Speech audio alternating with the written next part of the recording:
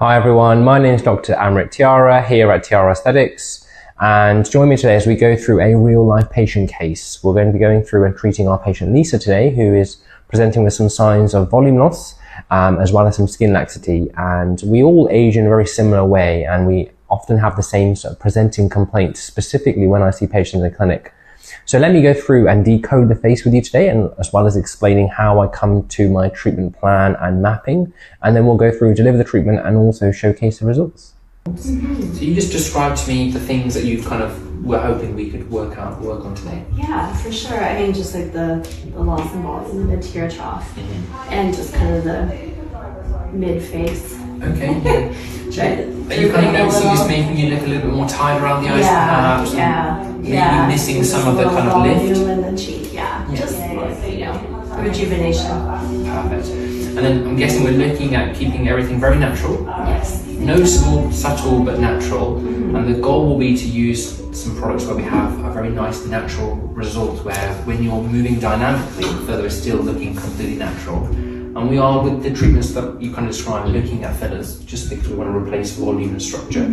So things like Botox here, which relax muscles, won't work very well, because the muscles in the cheek area around the eyes are very important. And closing our eyes and smiling, and we don't want to impact those at all. So we'll use a gel-like substance to replace the volume. We'll use specific instruments to be able to do that in the least impactful way, so we don't cause bruising or marks on the surface. So what we're going to focus on doing now is what I would call a natural full facial rejuvenation for Lisa here.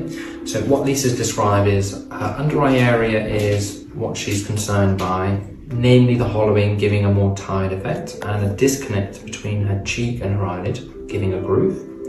And we've also got good volume in the front of the cheek, but we're missing structure on the side of the cheek, and it's really important to make sure they tie in together. So for Lisa, we're going to also replace the volume in the lateral cheek to give her more structure. And also we're going to start to soften the nasolabial line itself, and that's going to allow us to target the mid-face really well. So if I talk about what we're seeing here, is we've got a few different structures. We've got the orbital rim, and what I'll do is I'm going to get Lisa to look a little bit to the ceiling if she can with her eyes. Brilliant. Where her eyelid is a little bit protruded, and then we have a really prominent gully underneath here, which is an orbital retaining ligament, and it's designed to hold the skin and retain it to the bone underneath. But that hollow then, as we get older, causes this disconnect between the front of our cheek, or the apple, and the lower eyelid. So what we ideally want to do is to add some structural volume just underneath, so that we're not actually going into the tear trough directly, because that would cause a puffiness or a bag under the eye, or some lumping and bumping. So replacing some good volume in this area over here. And I'm just shading in purple because it kind of corresponds color-wise to the Intralin M4 product that we're going to use over here, because that's going to allow us to get some very natural dynamic structure over here, where when Lisa smiles or moves the cheek area on expression, it's not noticeable. It looks completely as natural as possible. And it's also going to give us very good durability, because it's going to last a period of years almost, because we're going to see a very minimal volume loss in that area because of the volume that it's going to be giving us. We'll then also come into the nasolabial fold, which I'll just mark up here. We can see the fold running down over here, and it's actually as a result of us losing some volume in the structure over here. So the piriform fossa, or the maxillary bone as it's called in terms of anatomy, with the maxillary bone continuing all the way around to this area over here where the cheek then divides, and some people actually get a groove running down their mid-cheek over here, and that then separates the anterior cheek from what we call the lateral cheek. And that's another area we're going to add some volume for Lisa. The area with the piriform fossa, you can see there's a step between the nasolabial fat pad and the piriform fossa, so we're going to balance out that step by some targeted volume in there. So you can kind of see from the purple circles, that's where we're going to target volume, and we're going to be using the Intralin M4 there. We'll then come into using some other products lower down. The purpose lower down here is to improve the lines we're starting to see around the corner of the mouth. And that again, like the lines around the mid-face, are due to retaining ligaments.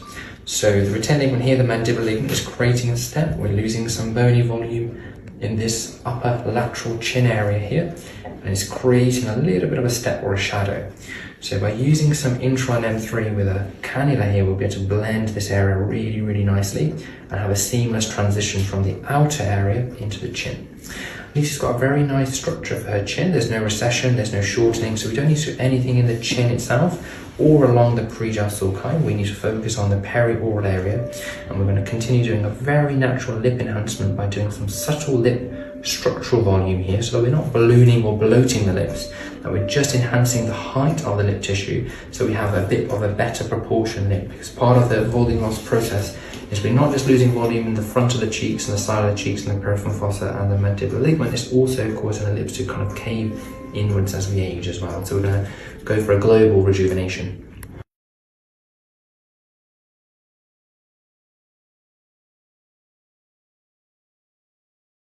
It's quite a good way to kind of see the halfway point.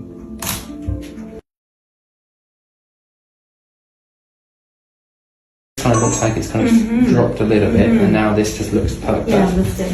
And then even the corner of the mouth shadow and this kind of waviness here, we've just straightened and smoothed it all out there as well. And that corner of the mouth now sitting slightly higher than this corner of the mouth. Cool. So same process now on this side.